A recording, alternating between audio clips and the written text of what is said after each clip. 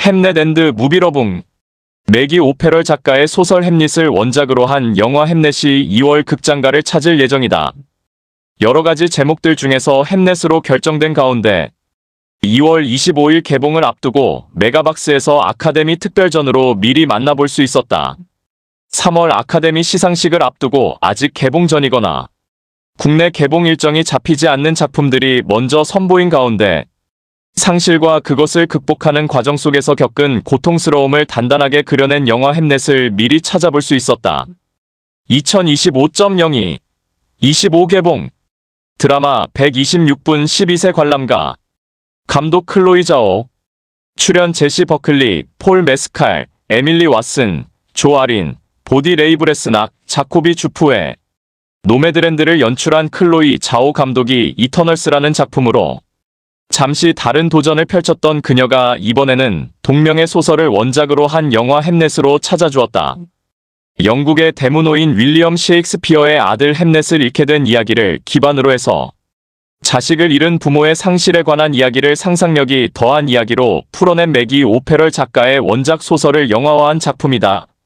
소재 자체로만 놓고 보면 너무나도 평범할 수 있는 이야기였지만 그러한 소재 안에 비극이 아닌 그러한 상황이 생기기까지 하나의 가족으로 단단하게 뭉쳐지는 과정에 초점을 두면서 훨씬 그 이후의 비극적 상황들이 관객들에게도 커다란 고통으로 다가오게 만들었다.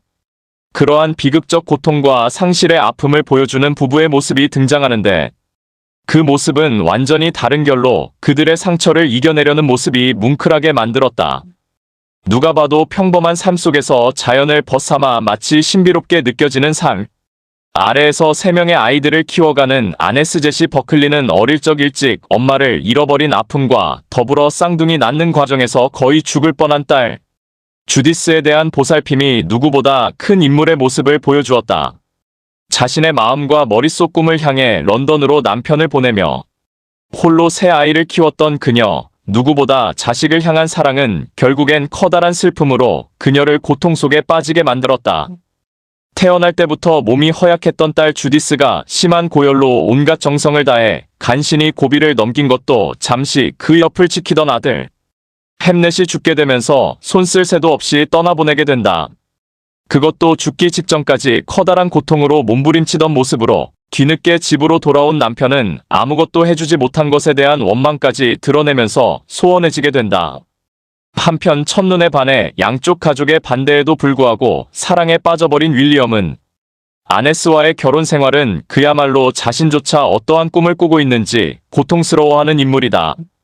그런 모습을 이해하는 아내의 조언으로 대도시인 런던으로 떠나 각본을 쓰는 작가로서 천천히 그 꿈을 키워가게 된다. 돈을 벌어서 가족들을 데려온다는 꿈을 안고서 하지만 아무리 경제적으로 부유하다고 해도 자식을 잃은 슬픔은 그 누구도 대신해 줄 수 없는 아버지의 모습을 보여주게 된다. 자신을 원망하는 아내를 향해서도 더 이상의 말을 할 수 없는 그는 홀로 그 아픔을 잊기 위해 그동안 써왔던 희곡 대신 비극인 햄릿을 무대에 올리게 된다. 자신을 향한 아내의 분노마저도 홀로 삭히며 자신의 마음속 깊이 쌓여있는 아픔과 고통을 연극 무대로 옮겨 극중 캐릭터의 자신은 물론 세상을 떠난 아들의 마음까지 대신하는 이야기로 상실과 고통을 대신하기 위해 힘을 쏟게 된다.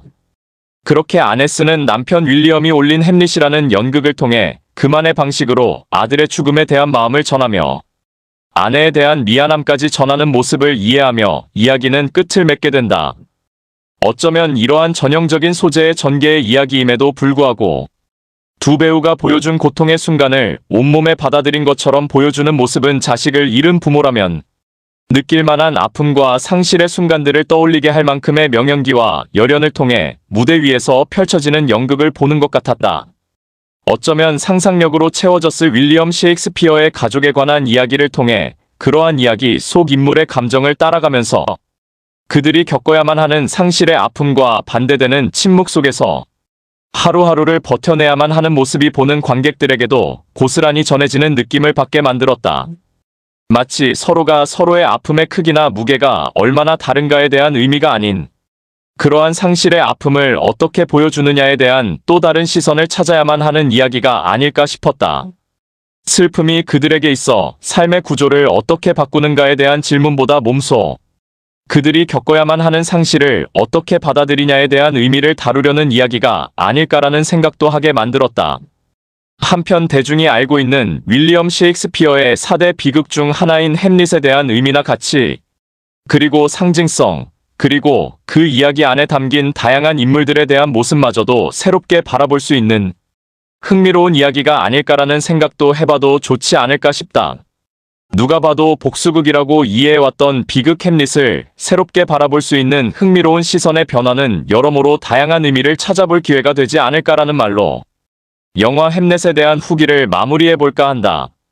햄릿 앤드 가려진 시간. 아바타 감독이 보고 펑펑 울었다는 영화 햄릿 리뷰 관람평 줄거리 결말 감동 폭발. 드라마 2026 클로이 자오. 올해 아카데미 시상식에서 제시 버클리를 강력한 여우주연상 후보로 만들어준 영화 햄릿을 관람했습니다. 이 작품은 아바타 시리즈로 유명한 제임스 카메론 감독이 보고 펑펑 울었다는 것으로 알려져 있는데요. 저도 보고 아주 깊은 슬픔에 빠져들었던 영화입니다. 이 작품의 장점은 슬픔부터 회복까지의 과정을 드라마틱하게 담아내며 마음을 울리는 감동을 선사한다는 점입니다. 햄릿 탄생 담아낸 상상력. 햄릿은 팩션 장르 소설이 원작입니다. 이 팩션의 아이디어는 셰익스피어를 대표하는 비극. 햄릿의 모티브가 덴마크 전설 속 왕자 암네스가 아닌 그의 아들 햄릿이었다는 점에서 시작됩니다. 작가 매기 오페럴은 셰익스피어에 대한 문학 수업을 듣다가 그에게 11살의 요절한 아들 햄릿이 있었고, 햄릿과 햄릿이 사실은 같은 이름이라는 셰익스피어 전문 연구가의 기록을 봤다고 합니다. 햄릿은 햄릿의 죽음 7년 후 세상에 나왔습니다. 작품은 윌리엄 셰익스피어의 아들 햄릿의 죽음과 햄릿의 탄생을 보여줍니다. 이 과정에서 가장 주역이 되는 인물은 윌리엄이 아닌 아내, 아네스입니다. 자연에서 살아가던 아네스는 윌리엄을 만나 운명적으로 사랑에 빠집니다. 가정의 억압에 시달리는 윌은 예술가로 기질을 펼치지 못하는데요. 이에 아네스는 남편이 더 자유롭고 많은 영감을 받을 수 있게 런던으로 보냅니다. 그 사이 아네스는 딸 수잔나와 쌍둥이 남매 햄릿, 주디스를 출산합니다. 수잔나 때와 달리 쌍둥이를 낳을 때 비가 몰아칩니다. 때문에 아네스는 자연 속에서 아이를 낳지 못했습니다. 아네스는 쌍둥이 중 뒤에 출산한 주디스가 죽을 것이란 불안에 시달립니다. 실제로 주디스는 병에 걸려 죽음을 앞두게 됩니다. 이때 햄릿은 우리는 쌍둥이라며 죽음이 자신을 데려가게 자리를 바꿉니다. 놀라울 정도로 완성도 높은 빌드업. 이 영화는 이번 폭풍 눈물을 흘리게 만듭니다. 첫 번째는 감정의 붕괴에서, 두 번째는 회복에서입니다. 마치 하나의 순간처럼 부드럽게 펼쳐지는 이 과정의 힘은 놀라울 정도로 완성도 높은 빌드업에서 비롯되었다고 봅니다. 아네스가 첫 출산을 할 때 윌이 바라보는 나무 속 굴의 이미지는 죽음을 떠올리게 만듭니다. 이 굴과 비슷한 이미지는 연극에서 배우들이 나오고 내려가는 통로의 이미지를 떠올리게 만듭니다. 햄릿이 죽음의 공간에 들어온 장면은 윌이 직접 무대에 올라서 연기한 연극 햄릿의 죽은 왕처럼 배회합니다. 윌이 아픈 아이를 보기 위해 집에 돌아가는 과정에서 햄릿과 윌은 같은 하늘을 보는 듯한 이미지가 연결됩니다. 연극의 마지막에 햄릿은 죽음을 앞두고 독백을 하는데요. 이때 아네스가 그의 손을 잡으면서 관객들이 모두 손을 내밉니다. 무대 뒤굴의 윌, 무대 위의 햄릿과 그의 손을 잡은 아네스, 햄릿이 바라보는 하늘이 삼위일체를 이루는 장면은 아들의 죽음이란 깊은 어둠에서 빠져나와 회복을 이룰 것이란 희망의 메시지를 전달합니다.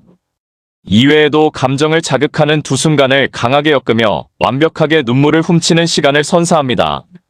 압도적 몰입을 선사하는 두 배우의 연기.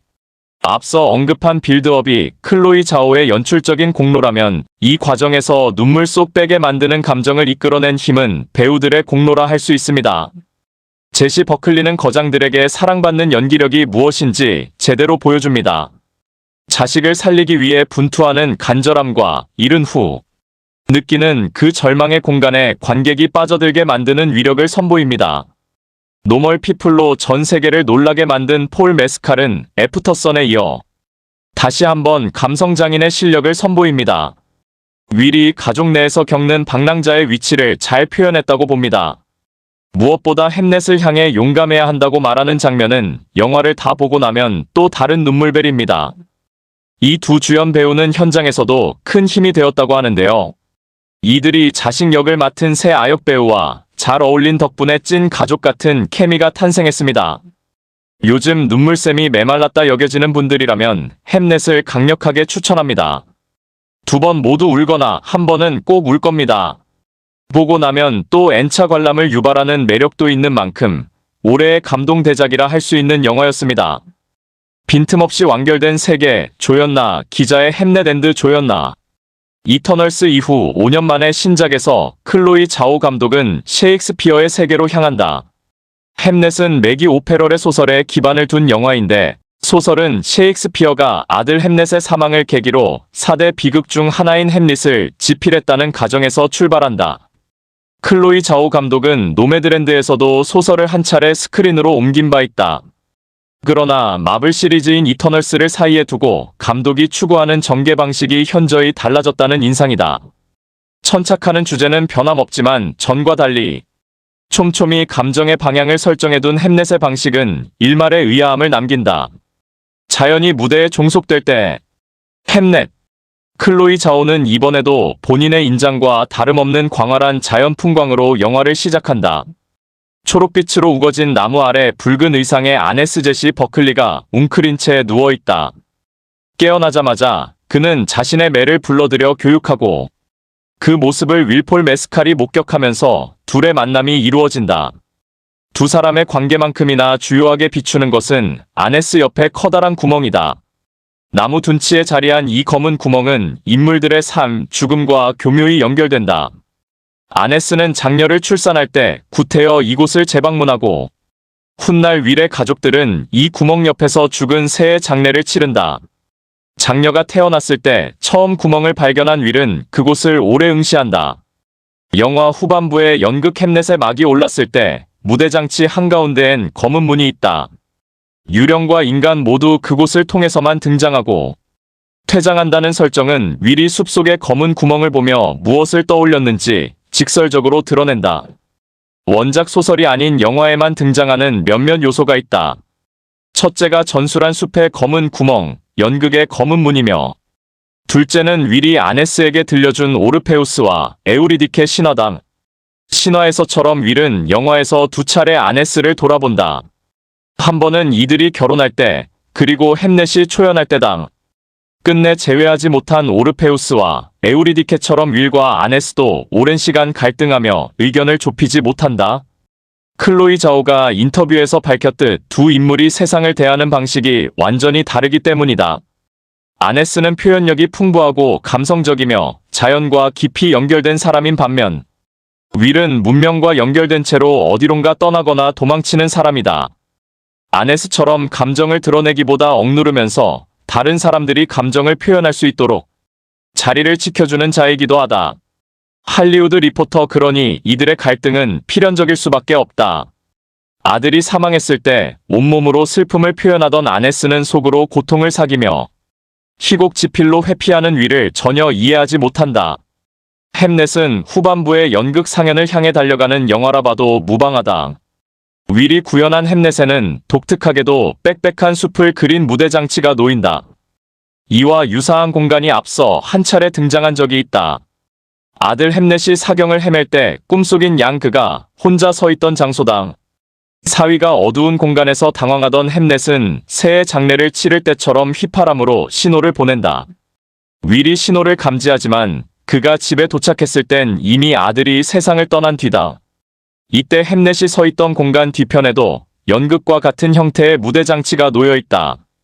아마도 윌의 상상에 기반했을 이 장면은 영화의 결말부, 무대의 검은 문으로 사라지는 햄넷의 뒷모습과도 이어진다. 연극 햄넷은 아들이 죽는 순간 함께하지 못했다는 아버지의 죄책감, 사후 세계에서의 아들의 행방을 알고 싶다던 윌의 염원이 실현된 결과다. 윌은 무대에서나마 햄넷을 소환해 그의 존재를 기리고자 하며 칼을 들고 싸워 이기는 배우가 되고 싶어 했던 아들의 꿈을 실현시킨다. 햄넷에서 가장 많이 회자되는 것은 아네스가 햄넷 역의 배우와 손을 잡는 장면이다. 아네스를 따라 극장에 있던 모든 관객이 물결처럼 차례로 배우에게 손을 내민다. 평범한 연극에선 절대 벌어질 수 없는 극과 현실의 경계가 허물어지면서 아네스와 배우, 관객 모두가 하나의 합일된 감정을 공유하는 순간이다. 이 장면에서 흘러나오는 음악은 막스 리히터의 안더 네이처 오브 데일라이트다. 셔터 아일랜드 컨택트 등에서 감정을 고조시킬 장치로 활용된 이 음악은 너무도 익숙하지만 죽음을 애도하고 카타르시스를 이끌어내는 햄넷의 결말부에 가장 어울리는 음악일지 모른다. 소설에선 아들 햄넷이 나를 잊지 말아달라고 전하는 장면으로 끝맺지만 영화에선 아네스가 아들의 죽음을 인정하고 바라보는 것으로 시점의 주체가 바뀐다.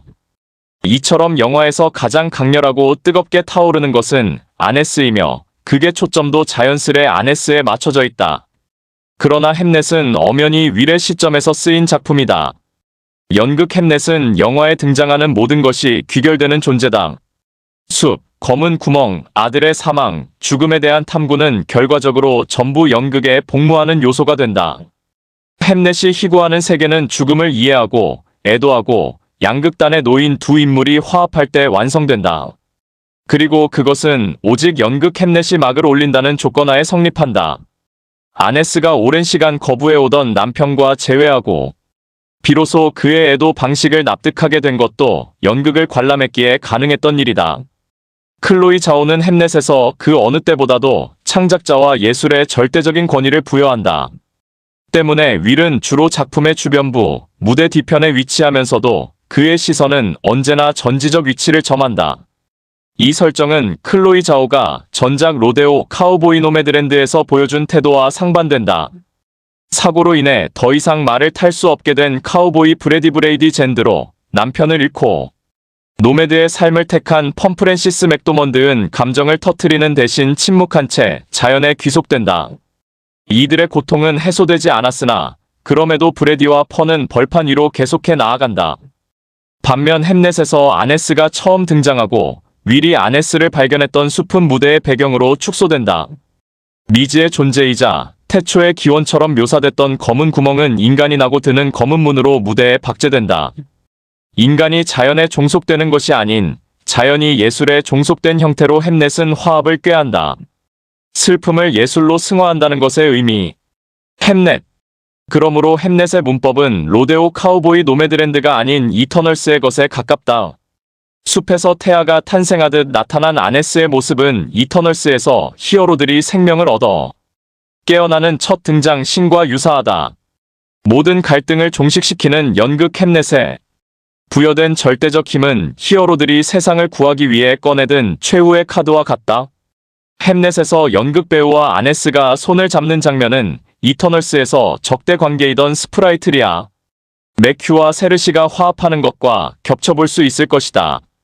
클로이 자오는 햄넷의 연극신을 두고 하나됨의 중요성 할리우드 리포터를 강조한 바 있는데 이터널스에선 마카리 로런 리들로프의 대사를 통해 직접 언급한다. 우린 하나가 됐어라고 히어로들 뒤편의 일출과 함께 말이다. 슬픔을 예술로 승화한다는 주제는 자주 오래 반복되어 왔다. 그러나 햄넷은 다시 질문하게 만든다. 위대한 예술은 타인의 고통에 기반할 때 완성되는 것일까? 예술은 슬픔을 해소시킬 때 비로소 자신의 가치를 증명하는 것일까? 햄넷은 이미 답을 내린 것으로 보인다. 비슷한 시기에 개봉한 센티멘탈 밸류와 햄넷을 나란히 둔 채 논해볼 수 있을 것이다. 두 작품 모두 죽음의 트라우마를 지닌 아버지가 영화와 연극이라는 예술을 통해 가족과의 화해를 꾀한다는 교집함을 지닌다. 굳이 차이를 짚어보자면 센티멘탈 밸류에서 영화는 구스타프 스텔란, 스카르스가르드가 딸 노라레나테 레인스베에게 우리 함께 고통을 나눠보자고 건네는 제안에 가깝다. 이들의 작품은 아직 완성되지 않았고 영화는 두 부녀의 촬영 현장을 비추며 끝난다. 햄넷은 윌이 자신이 완결한 예술의 세계에 아네스를 초청하고 아네스는 관객의 위치에서 햄넷을 관람한다. 물론 아네스는 얌전한 관람객이 아니라 극 안으로 불쑥 끼어드는 불청객이다. 그러나 연극이 아닌 영화 햄넷으로 넓혀볼 때 이 연극은 예외적인 것처럼 보이는 아네스의 침투가 있어야만 완결성을 지닌다. 할리우드 상업 영화의 문법에 따라 완성된 햄넷의 기승전결은 더없이 완벽하다. 클로이 자오가 이전에 시도했던 의도적인 빈틈들은 이제 완전히 자취를 감춘 것일까? 전작들과 마찬가지로 클로이 자오는 이번에도 트라우마에 시달리는 인물들을 등장시킨다. 이전엔 캐릭터에게 자율성을 부여하는 느낌이었다면 햄넷에선 위를 대리해 작가로서의 정체성을 강하게 드러낸다. 또한 무대를 중시한 나머지 연극을 연상시키는 여러 요소들을 극 전반의 변주에 반복하고 이젠 감정을 고조시키는 클리셰와 다름없는 늘 작품의 가장 중요한 순간에 튼다. 이쯤 되니 영화 속 다른 관객들처럼 아네스의 손 위로 나의 손을 겹치는 것이 당연한 수순처럼 느껴진다. 햄넷의 클라이맥스에 납득되면서도 빈틈없이 짜인 무대에 또 하나의 감정을 얹기가 망설여진다.